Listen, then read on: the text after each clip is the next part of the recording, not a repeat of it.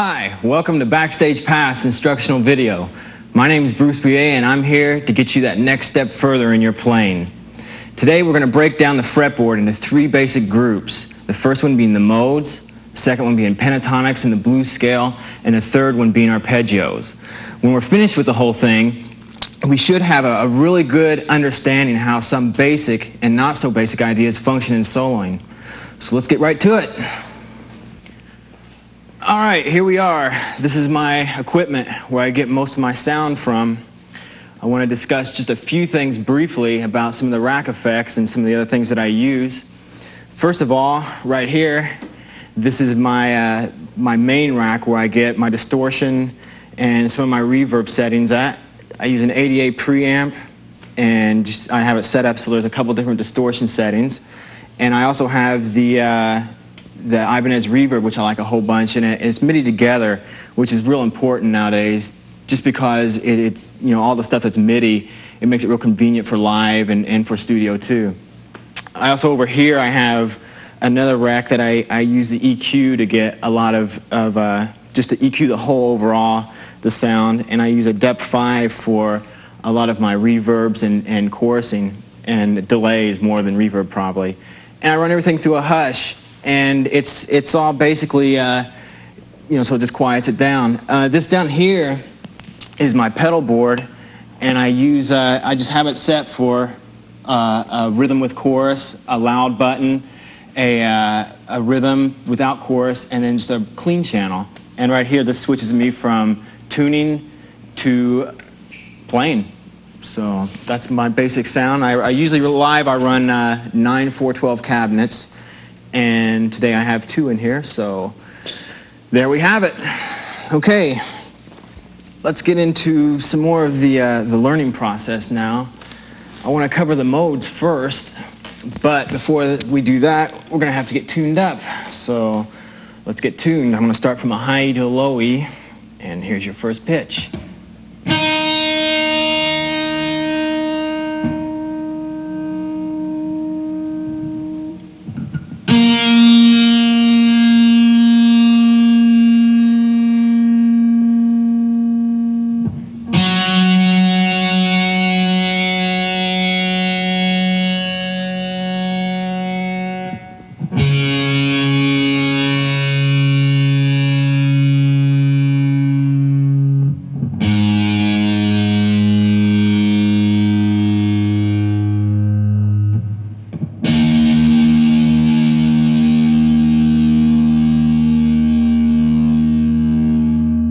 All right, probably one of the single most important things to learn in playing guitar is the modes and the way they work in music.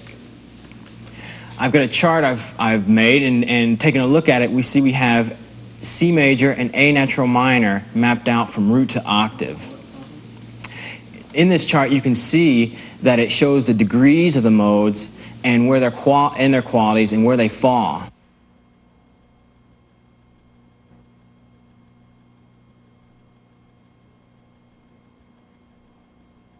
One thing that you may have already noticed is the mode and the quality of the mode is consistent throughout the key. It's real important to understand that all the modes in the key use the same notes. For example, Aeolian uses A, B, C, D, E, F, G, and back to A.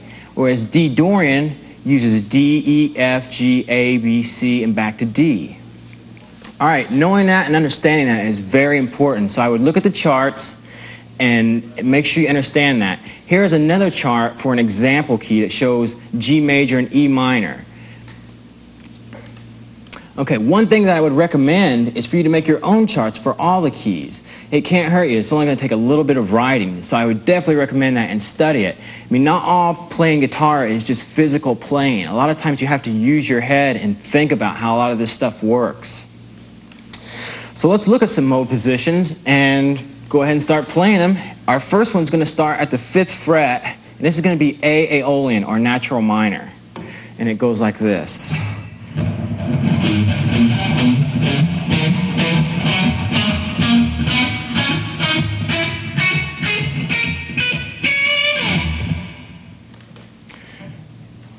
Our next position is going to be B Locrian. It starts at the 7th fret, and it's like this.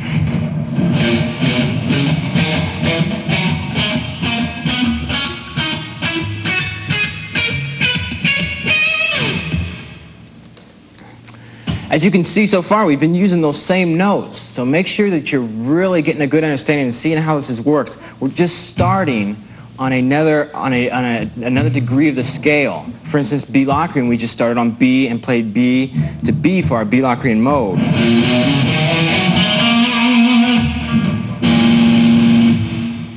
Now that may be a little bit dissonant sounding to some of you, but once you start seeing how it works, you'll really start understanding and hearing how that really sounds good.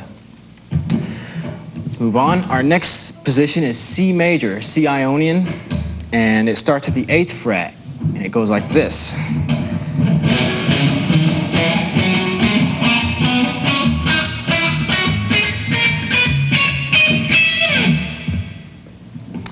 Next position is D Dorian, starting on the 10th fret. Here it is.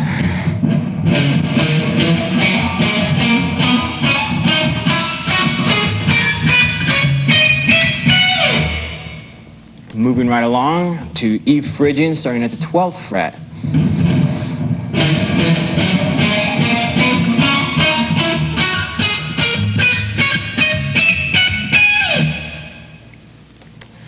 Okay, here we go, up to F Lydian, starting on F at the 13th fret.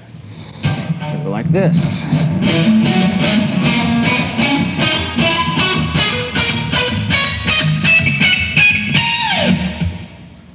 And our final mode, Mixolydian, starts at the 15th fret on a G, and this is what it sounds like.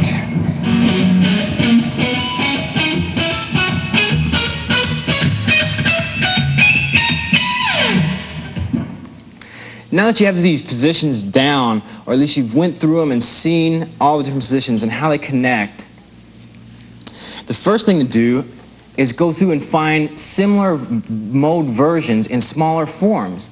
Say, for instance, we're in Aeolian. Well, we know we can play it at the 5th fret, but you don't want to limit yourself just to that. You're going to have to find all the positions around the neck, because if I'm in a position right here, I don't want to have to always shift this, and I may not want that low of register of A natural minor.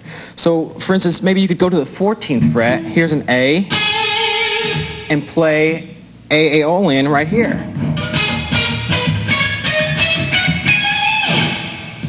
And there's all positions for this. You could play it at the 19th fret. An octave down, starting on the 7th fret. Using open strings.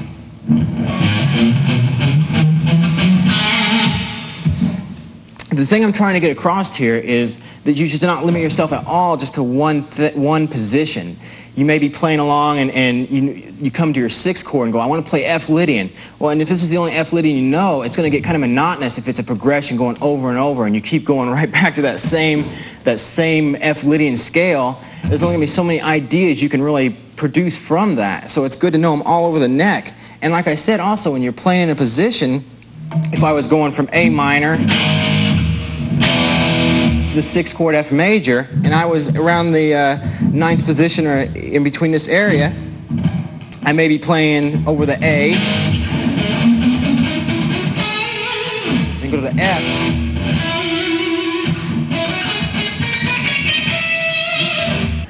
so you can see how valuable the modes really are.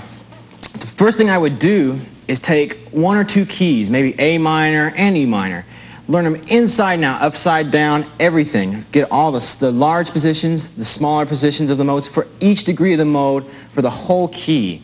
Know it so well that you don't even have to look at your neck when you're playing it.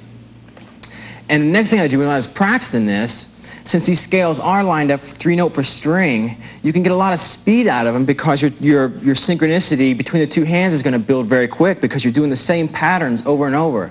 So I also recommend getting a metronome or a drum machine or something that keeps time that you can play these with, and you can see how fast it builds up because you're seeing the progression each time you play with it. You can see how much further up you've moved on your metronome or drum machine. And with that in mind, you can start practicing on those, and let's move on. Okay, now that we know these positions of the modes, one thing that you want to do is start going through the neck and finding smaller positions. Pentatonic scales is one of my favorites because it breaks up the monotony of playing just a regular major or minor scale. And it also phrases real well because of a lot of the two-note per string patterns. The pentatonic scale is a 5-note scale, pent 5-note, and it's made up of 5 notes, so it sounds sort of like this.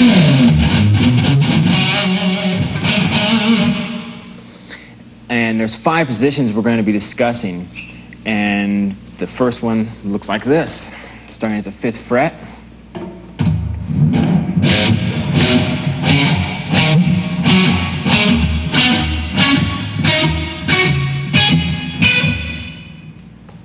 Okay, moving right along, we have our second position, which starts to the 8th fret. It looks like this.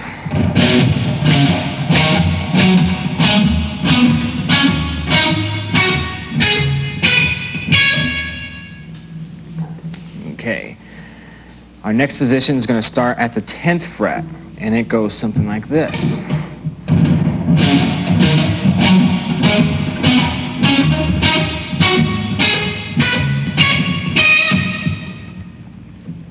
Two more to go. Our next one starts at the 12th fret, and it looks like this.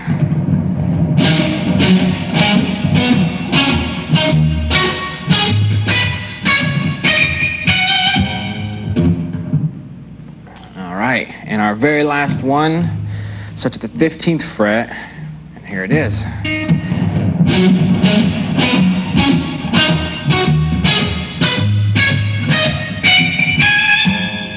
Then after that, you just repeat. You start with your first position again an octave higher.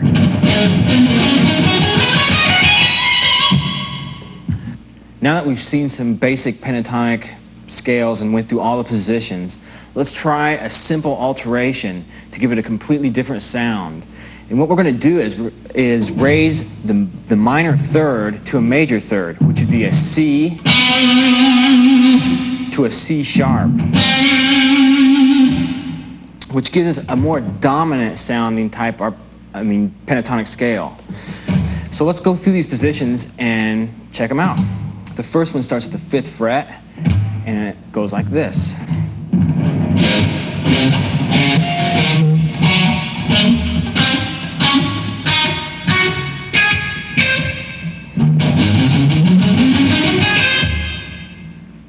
Our second position starts at the 9th fret, and it goes like this.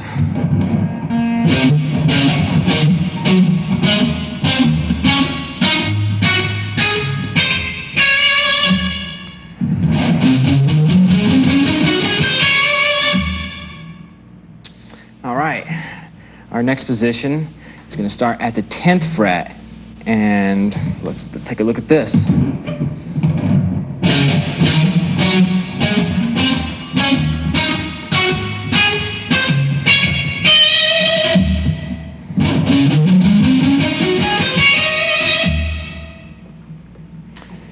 The next position will be starting at the 12th fret, and here we go.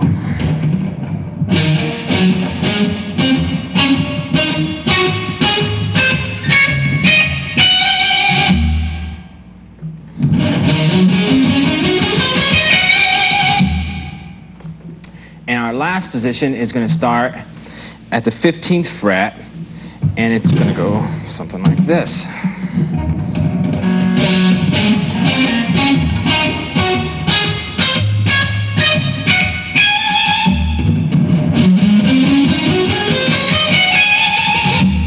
So let's try listening to this over a chord or a tonality. Let's move these positions to E dominant, and I'm gonna have an E dominant chord playing in the background, and I'm just gonna noodle around with it and give you an idea of how this sounds over a chord.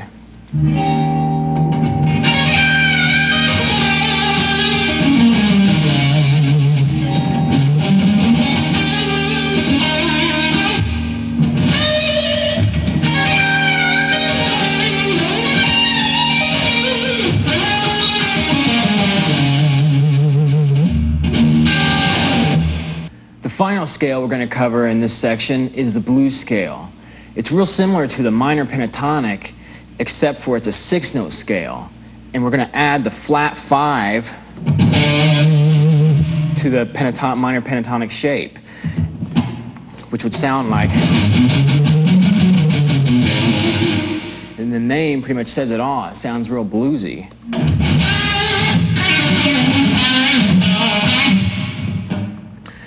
So there's 5 positions of this. The first position is going to go like this, starting at the 5th fret.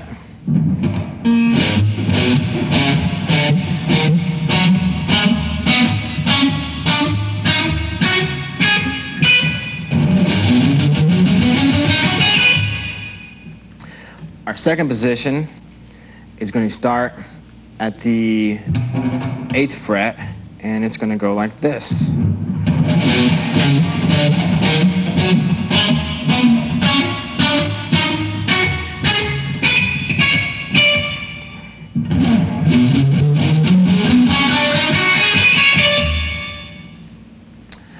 Our third position, starting at the 10th fret, is like this.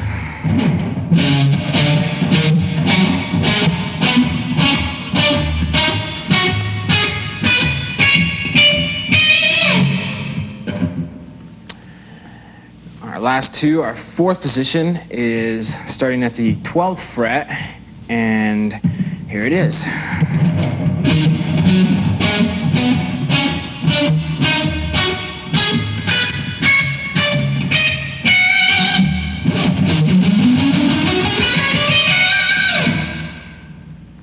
And our final position starts at the 15th fret, and here it is.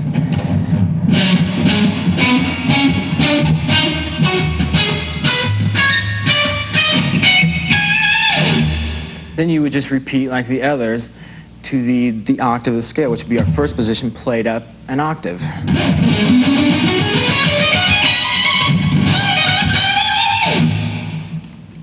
So let's take the pentatonics we know, the major minor pentatonic, the 5-note one, the pentatonic with a raised third, which is a dominant sounding pentatonic, and the blues scale.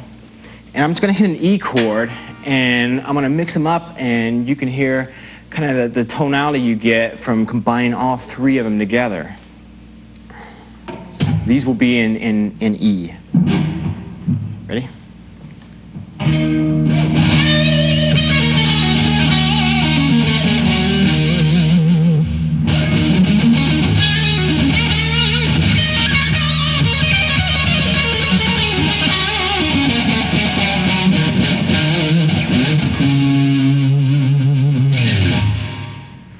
And that's basically just combining the three scales together. I have my altered pentatonic with a raised third, and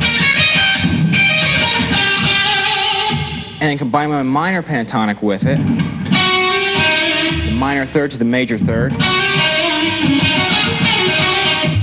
and the flat 5.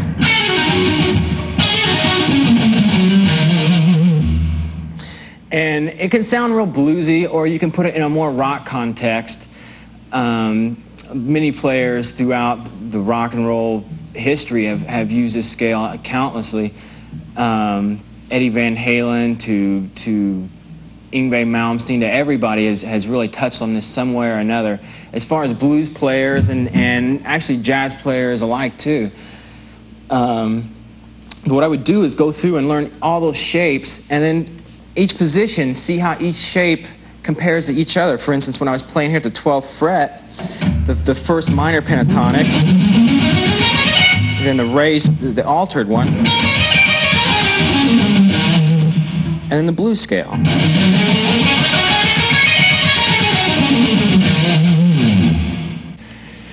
So I would recommend maybe a progression. A lot of times on this, a good one to start off with is a 1-4-5, which is a typical blues progression. And try soloing over it with these scales.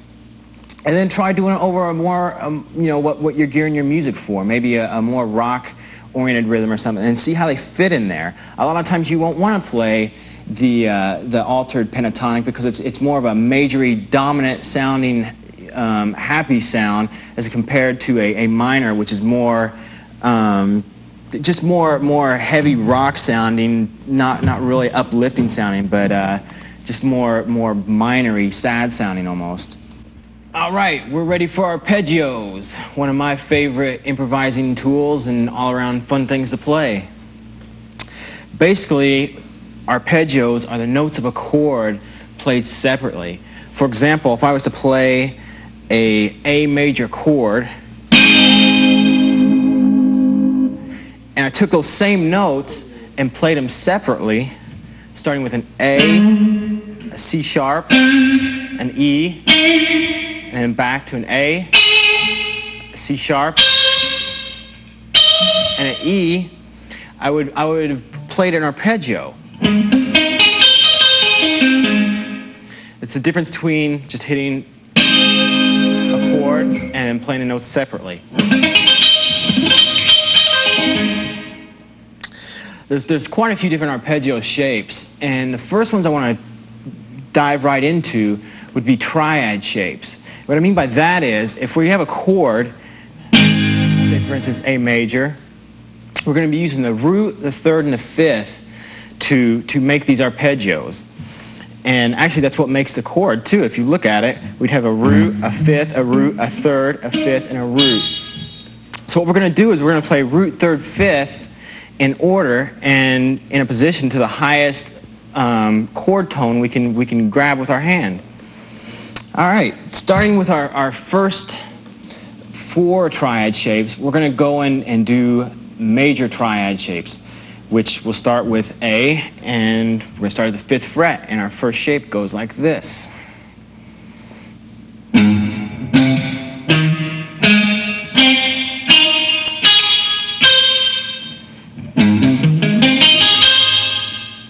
And before we go any further, a lot of you may be wondering how I'm picking these, and with arpeggios, it's real important. I take it for granted that a lot of people know that all the scales and stuff like that, you should alternate pick for good technique.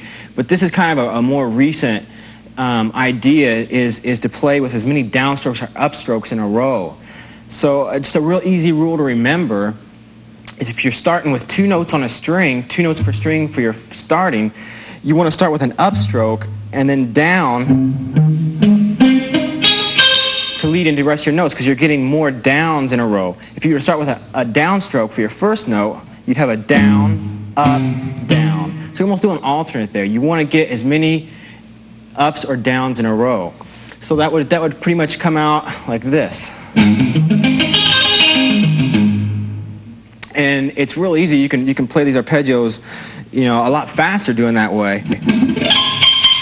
I mean, trying to alternate pick that would be fairly impossible. Although I've seen it done, but not as well as this technique works. Okay, moving on to our next shape or position of major triads. We're going to start at the 9th fret on the E string, and this is going to be starting on the 3rd of the chord tone, the major 3rd from A, which is C sharp, and it's going to look like this.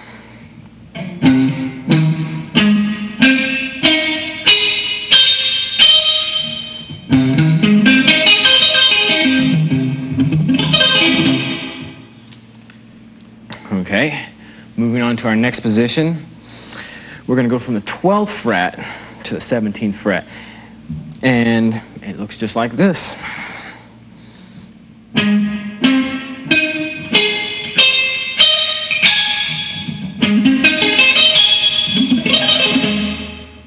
The last shape we're going to show borrows a whole lot from the last position, and the only difference is that it requires a little bit different hand shift, and we're also going to be starting on the fifth degree of the arpeggio, and we're going to the high root at the 17th fret. So we're starting from the 12th fret to the 17th fret, which would be the 5th to the root, and it's going to go like this.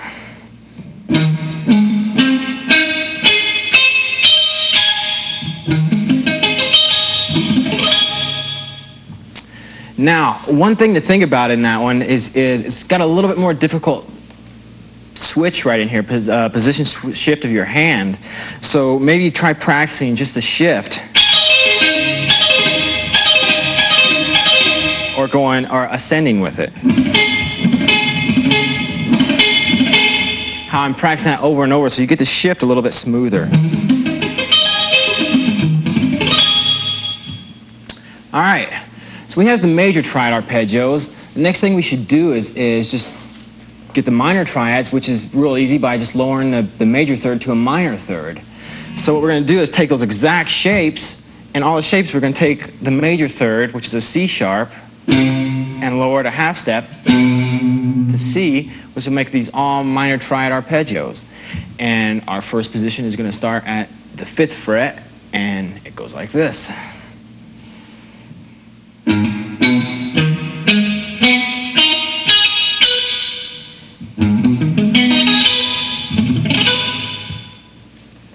Okay, our next position is going to start on the 3rd degree of the scale, and it's going to be the minor third, and we're going to go up to a high 5th, and it's going to sound like this.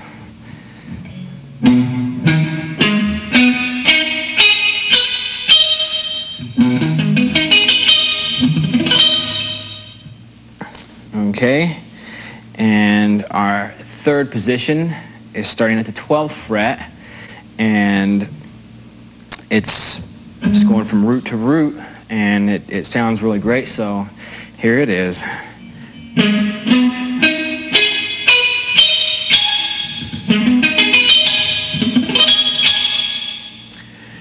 And our last one, as before in the major triad arpeggios, this one borrows a lot from the same position we just played, but we're going to start on the 5th degree of the arpeggio and go up to the high root, which will be starting at the 12th fret to the 17th fret.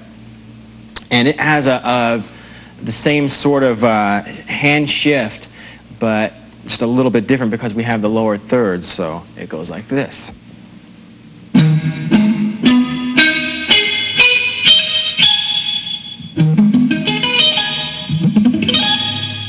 Okay, and I would practice this shift, just practicing going descending and ascending right in the hard spot of it.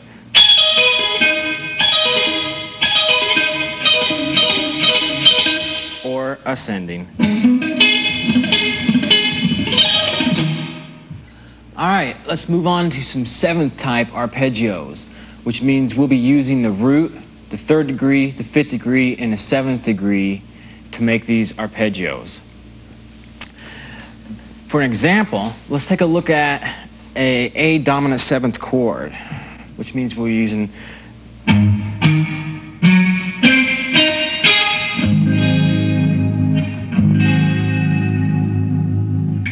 and we're going to take the notes out of that chord and play a dominant 7th arpeggio. It means we're using the root, 3rd degree, 5th degree, and the 7th degree.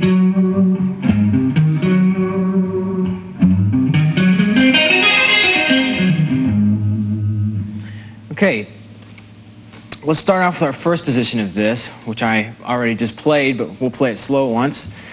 And it goes like this. These are A dominant 7th arpeggios.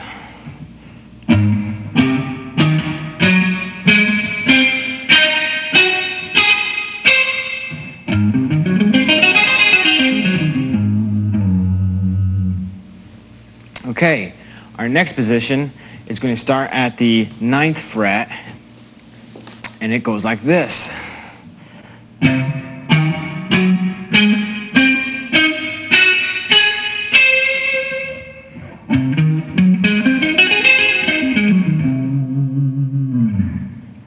Our next position still starts at the 9th fret, but it goes up a little bit higher.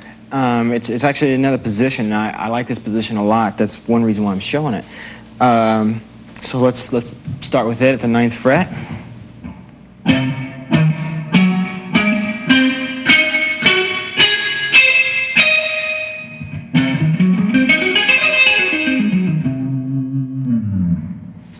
Okay, 2 more to go. Our next one is going to start at the 12th fret, and it goes like this.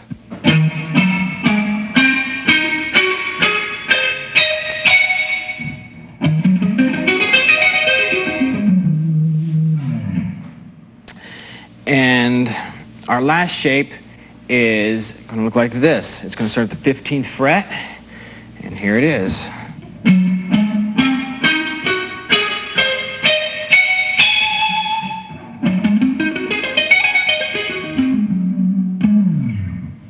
Okay, next let's move on to some minor 7 flat 5 arpeggios. And I really like the sound of these a whole bunch, and as you'll learn further on down the line how we're going to use them over a different qualities of chords. So let's go ahead and get to positions, and the first one goes like this.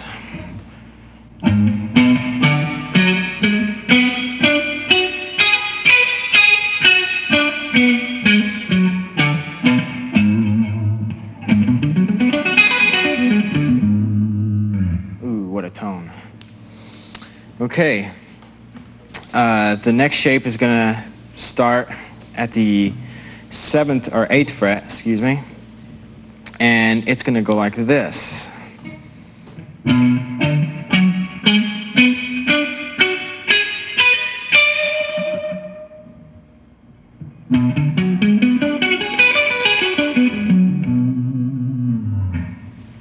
All right. Continuing on, here's our next position starting at the 11th fret. And take notice all along as we're going to this how we're starting on the chord tones each time. This is going to be the flat 5 degree of A minor. So here we go.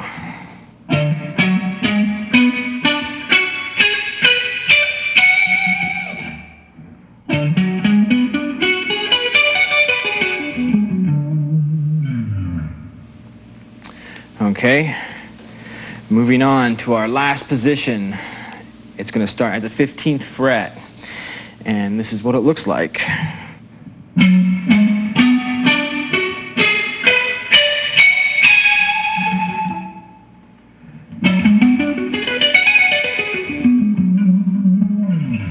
And then, just like we've done previously, we repeated the octave. And another thing I like to bring up is like, say for instance, that arpeggio shape, we could take it down the octave here and play the exact same shape.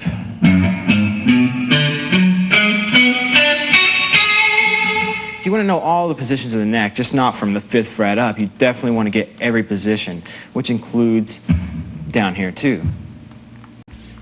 Let's outline the modes now with the arpeggios we've just learned. Putting the chart back up on the screen, we can see that each mode degree has a quality. For instance, A Aeolian is minor, B Locrian is minor 7 flat 5, C Ionian is major, D Dorian is minor, etc. What we're going to do is take each mode and put together all the arpeggios of the neck. So it's real simple. What we're doing is taking an A minor chord and playing all the arpeggio shapes up the neck.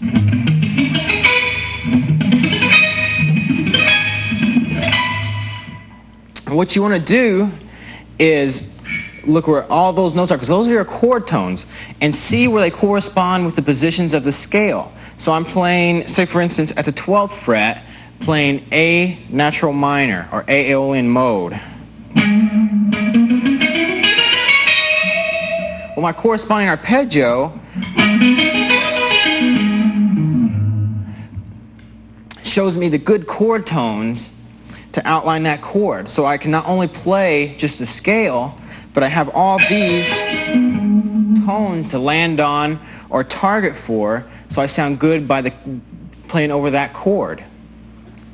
So if I was to take, for instance, F Lydian,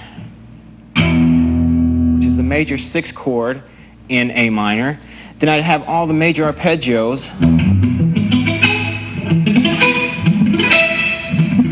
up the neck for my chord tones, and I would find the corresponding F Lydian scales to go along with those arpeggios. So now your thing to do is to go through of each degree of the mode and work this out.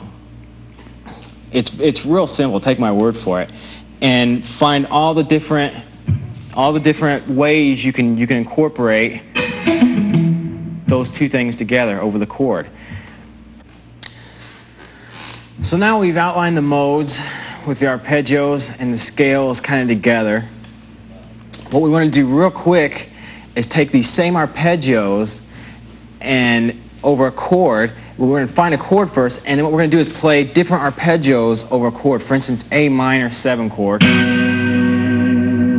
an A minor chord. We're going to find what other arpeggios in that key are going to fit over that chord.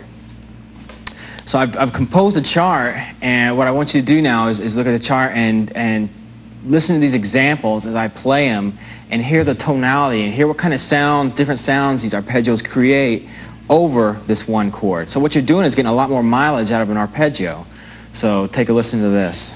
This is a G major.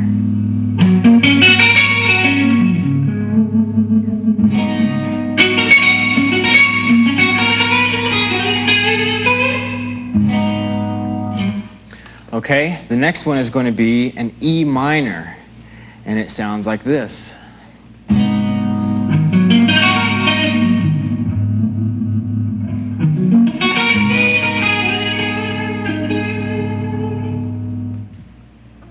Okay, our next example is a B minor 7 flat 5.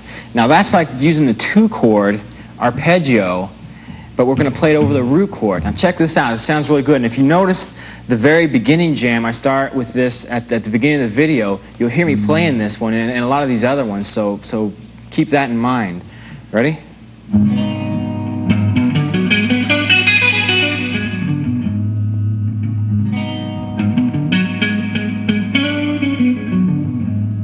Sounds great.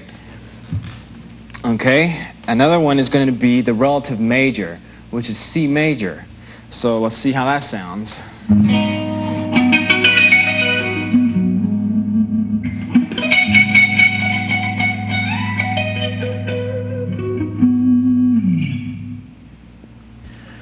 Now that you've heard these examples, the thing for you to do is go through that chart, see which arpeggios work over the chord, try them out, try making up your own ideas and licks. You don't necessarily only have to play over one chord, just a minor triad arpeggio, for instance. Like if I was in A minor, I'm not just going to play an A minor triad arpeggio.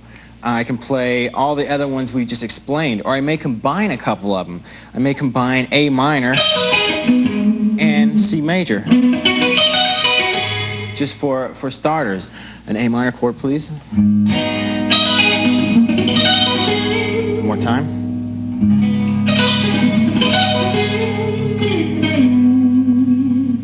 The final thing we have to cover is tying all the information together so we can actually use it in music. We're going to take a progression, the 1-6-7-1 progression in the key of A minor, which means we'll be using the A minor chord to F major, to G major, back to A minor. Now I have a chart, and what I did is put your possibilities to play over the chords, over the changes, all the possibilities to play on that certain chord. So what you need to do is take a recorder, if you have a 4-track, or just even a little small tape deck will work, and record yourself playing this progression. And I recommend playing it slow at first, just so you have more time to think while you're trying to use these ideas. Thanks for tuning in. I hope you learned a lot from this video, and I'll see you on tour backstage.